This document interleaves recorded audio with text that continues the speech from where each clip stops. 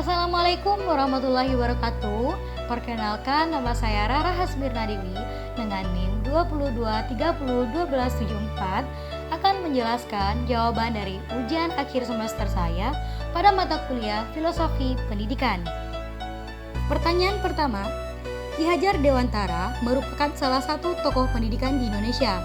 Masih ada tokoh lainnya yang terkait pemikir pendidikan di Indonesia ini. Silakan saudara jelaskan hasil pemikiran salah satu tokoh pendidikan yang telah saudara pilih selain Ki Hajar Dewantara. Kemudian, hubungkan hasil pemikiran tokoh tersebut dengan keadaan pendidikan di Indonesia saat ini yang disertai dengan contoh. Jawabannya, salah satu tokoh pendidikan yang saya pilih adalah Ibu Raden Ajeng Kartini yang terkenal dengan sebutan pelopor emansipasi wanita. Kartini memiliki pemikiran bahwa perempuan harus sederajat dengan pria dari segala aspek, tak terkecuali dalam bidang pendidikan. Perempuan harus memiliki wawasan yang luas agar tidak dipandang sebelah mata. Hal ini bertujuan agar nantinya tidak ada lagi diskriminasi yang terjadi terhadap kaum perempuan dan pikiran-pikiran tentang perempuan yang akan berakhir jadi ibu rumah tangga saja, seperti mengurus dapur, rawat anak, dan lain sebagainya, sehingga perempuan tidak perlu mendapatkan pendidikan yang layak. Tujuan pendidikan perempuan oleh Kartini adalah menjadikan perempuan sebagai perempuan yang cakap, baik, sadar akan panggilan budinya, sanggup menjalankan kewajibannya yang besar dalam masyarakat dan dihargai keberadaannya.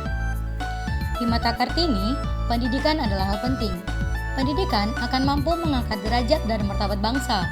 Kartini konsisten mengemukakan pentingnya pendidikan yang mengasah budi pekerti atau yang kita kenal sebagai pendidikan karakter pada masa sekarang. Kartini mengatakan bahwa pendidikan itu janganlah hanya akal saja yang dipertajam, tetapi budi pekerti pun harus dipertinggi. Sekolah diperlukan dalam memajukan pendidikan. Pendidikan di sekolah juga harus dibarengi dengan pendidikan di keluarga. Untuk para guru di sekolah, Kartini berharap guru tidak hanya mengajar semata, tetapi juga harus menjadi pendidik. Kartini mengajarkan bahwa seorang wanita harus mempunyai pemikiran jauh ke depan. Baginya, mendidik perempuan merupakan kunci dari sebuah peradaban, karena perempuan yang akan mendidik anak-anak atau generasi muda. Beliau juga memiliki pemikiran tentang kebijakan pendidikan, di mana pemerintah berkewajiban meningkatkan kesadaran budi perempuan, mendidik perempuan, memberi pelajaran perempuan, dan menjadikan perempuan sebagai ibu dan pendidik yang cakap dan cerdas. Jika dikaitkan dengan pemikiran Raden Ajeng Kartini dengan sistem pendidikan saat ini adalah perempuan sudah bisa mendapatkan pendidikan yang layak, yang mana perempuan sudah dapat mengakses pendidikan dimanapun dan kapanpun ia berada. Perempuan memiliki kebebasan dalam menentukan kehidupannya sendiri dan mampu melangkah mewujudkan apa yang ia harapkan. Akses pendidikan bagi perempuan telah terbuka, sehingga perempuan-perempuan Indonesia masa sekarang dapat meningkatkan jenjang pendidikannya hingga perguruan tinggi. Saat ini, telah banyak perempuan yang bergelar profesor, doktor, dan sebagainya. Pada level ini, perempuan telah mencapai kesetaraan dengan laki-laki dalam hal pendidikan. Namun, pembicaraan Kartini tidak hanya sampai di sini. Meskipun kesetaraan yang dicita-citakan Kartini telah terwujud, generasi penerus bangsa tetap memiliki kewajiban untuk melakukan progres dan perjuangan menuju Indonesia berkemajuan. Meskipun sekarang perempuan sudah mendapatkan pendidikan yang layak, tapi masih ada juga ditemukan pembicaraan masyarakat sekitar yang mengatakan kalau perempuan tidak perlu sekolah yang tinggi-tinggi, karena nantinya akan berakhir menjadi ibu rumah tangga saja. Gelar yang didapat di bangku perkuliahan tidak ada harganya, dan gelar tersebut nantinya akan menjadi pajangan saja. Meskipun ada pandangan masyarakat mengenai hal tersebut, tidak mematahkan semangat perempuan Indonesia untuk terus menempuh pendidikan setinggi-tingginya. Setidaknya, pendidikan tersebut bermanfaat untuk mengajar anak mereka nanti. Soal yang kedua, kualitas baca anak-anak di Indonesia masih rendah, karena Indonesia menduduki peringkat 2 terbawah dari 31 negara di Asia, Afrika, Eropa, dan Amerika pada tahun 2022 berdasarkan data International Education Achievement atau IEA. Berdasarkan pernyataan tersebut, bagaimana hubungannya dengan konsep pendidikan di Indonesia yang memerdekakan peserta didik? Jawabannya, membaca adalah jendela dunia, karena dengan membaca maka manusia dapat mengetahui banyak hal yang tidak diketahuinya. Kemampuan dan kemauan membaca akan mempengaruhi pengetahuan dan keterampilan seseorang. Semakin banyak membaca, dapat dipastikan seseorang akan semakin banyak tahu.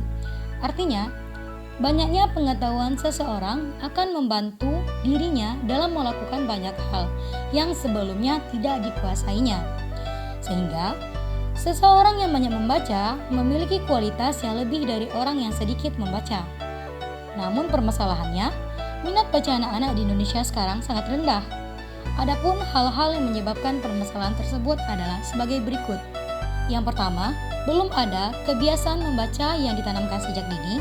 Yang kedua, banyaknya keluarga yang belum menanamkan tradisi wajib membaca. Yang ketiga, akses ke fasilitas pendidikan belum merata.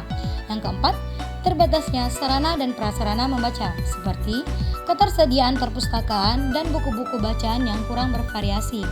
Kelima, situasi pembelajaran yang kurang memotivasi peserta didik untuk mempelajari buku-buku tertentu di luar buku-buku pelajaran. Keenam, berkembangnya teknologi informasi menggeser minat masyarakat terhadap aktivitas membaca buku. Yang terakhir, keterjangkauan daya beli masyarakat terhadap buku. Jika dikaitkan antara minat baca yang rendah dengan pendidikan yang memerdekakan, maka akan menyebabkan minat baca peserta didik mengalami kenaikan. Hal ini dikarenakan mereka dibebaskan ingin membaca buku apa saja yang mereka sukai. Semakin adanya kebebasan, maka literasi seseorang juga akan meningkat. Rendahnya minat baca peserta didik sekarang tergantung dengan jenis koleksi buku yang mereka baca. Di era sekarang, peserta didik lebih cenderung untuk membaca secara acak. Jadi, solusi yang dapat digunakan untuk mengupayakan peningkatan literasi adalah dengan menyediakan berbagai macam koleksi buku atau jenis buku yang beragam, baik itu berbentuk cetak maupun bersifat online. Di era sekarang, sudah banyak tersedia fasilitas berupa website dan aplikasi yang menyediakan e-book gratis. Jika peserta didik mempunyai kesulitan dalam pendanaan, maka mereka bisa membaca lewat aplikasi e-book. Karena aplikasi tersebut hanya mengandalkan paket internet saja dan buku tersebut juga bisa di-download dan disimpan untuk dibaca kapanpun kita mau. Selain itu, untuk meningkatkan minat baca di sekolah dengan menerapkan pendidikan yang memerdekakan, guru bisa membuat kegiatan literasi 15 menit sebelum masuk ke dalam pembelajaran. Kegiatan literasi itu bukan hanya dari buku pelajaran saja, tapi pihak sekolah juga menyediakan jenis buku yang bervariasi untuk meningkatkan minat baca peserta didik.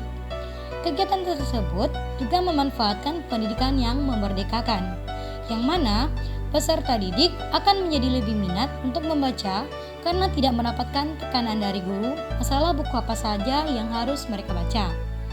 Lewat pendidikan yang memerdekakan ini, peserta didik bisa dengan bebas membaca buku yang sesuai dengan keinginan mereka masing-masing, baik itu buku fiksi maupun buku non-fiksi. Soal yang ketiga, krisis karakter generasi muda saat ini telah mengancam nilai karakter bangsa Indonesia. Jelaskan bagaimana upaya yang dapat dilakukan seorang pendidik untuk membentuk karakter peserta didik menjadi warga negara Indonesia yang bermartabat dan beridentitas. Jawabannya, pendidikan karakter adalah bagaimana pendidikan yang menanamkan nilai-nilai karakter kepada seluruh warga sekolah yang terdiri dari komponen pengetahuan, serta memiliki kesadaran atau kemauan untuk melaksanakan nilai-nilai baik terhadap Tuhan Yang Maha Esa, diri sendiri, dan lingkungan yang ada di sekitar. Namun demikian, pendidikan saat ini tidak sepenuhnya dapat memenuhi harapan masyarakat.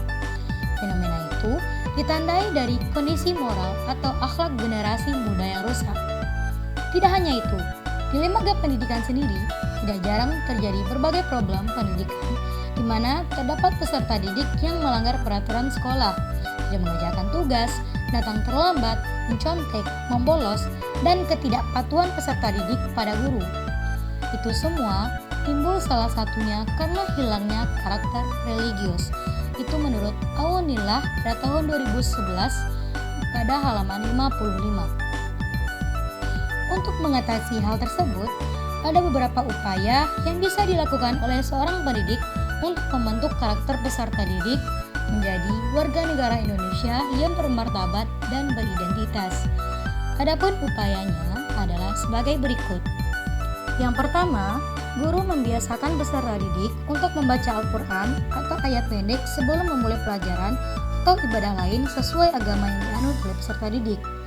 Yang kedua, guru membiasakan peserta didik untuk menjaga kebersihan kelas, seperti keadaan kelas sudah rapi dan bersih dari sampah pada saat guru masuk ke dalam kelas tersebut. Hal ini bertujuan untuk membuat peserta didik peduli akan kebersihan kelas. Yang ketiga, guru menanamkan nilai kejujuran kepada peserta didik, karena akan menjadi modal dasar pembentukan pribadi mandiri dan sikap moral yang baik bagi peserta didik. Contohnya saja, dapat kita lihat pada saat ujian atau tugas lainnya, yang mana masih banyak ditemukan peserta didik yang mencontek. Jika hal ini dibiarkan saja, maka peserta didik akan terbiasa untuk mencontek dan hanya mengandalkan jawaban temannya tanpa belajar, sehingga menyebabkan peserta didik akan malas dalam belajar dan kemampuannya dalam belajar juga akan menurun. Yang keempat, guru membiasakan peserta didik untuk bisa bersikap toleransi, baik terhadap agama, suku, budaya, maupun pendapat dari teman-temannya. Hal ini dikarenakan agar peserta didik bisa menghargai segala perbedaan yang ada di lingkungan sekolah tanpa membeda-bedakan hal tersebut. Yang kelima, guru membiasakan peserta didik untuk bersikap disiplin dan menaati peraturan sekolah, seperti tidak terlambat datang ke sekolah. Jika dilanggar, guru akan memberikan hukuman kepada peserta didik yang melanggar hal tersebut. Hal ini dilakukan supaya bisa menanamkan nilai-nilai karakter kepada peserta didik dan membuat peserta didik bisa bertanggung jawab atas perlakuan yang sudah mereka buat sendiri. Yang keenam, guru membiasakan sikap sopan santun kepada peserta didik pada saat berbicara, seperti bisa membedakan bahasa yang digunakan dengan teman sebaya maupun dengan guru.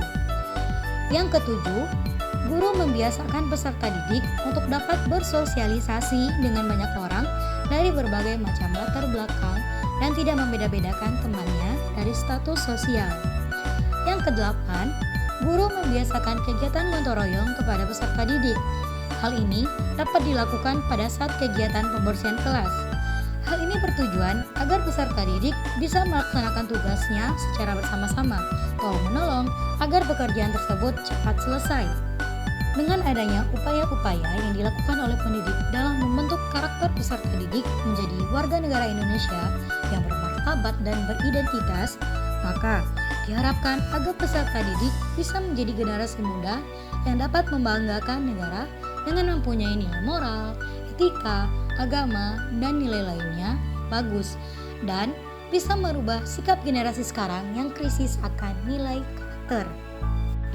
Baiklah, sekian materi yang dapat saya jelaskan, terlebih yang terkurangnya saya mohon maaf. Terima kasih atas segala perhatiannya. Selamat berjumpa lagi di pertemuan selanjutnya. Akhir kata, wabillahi taufik wal hidayah. Wassalamualaikum warahmatullahi wabarakatuh.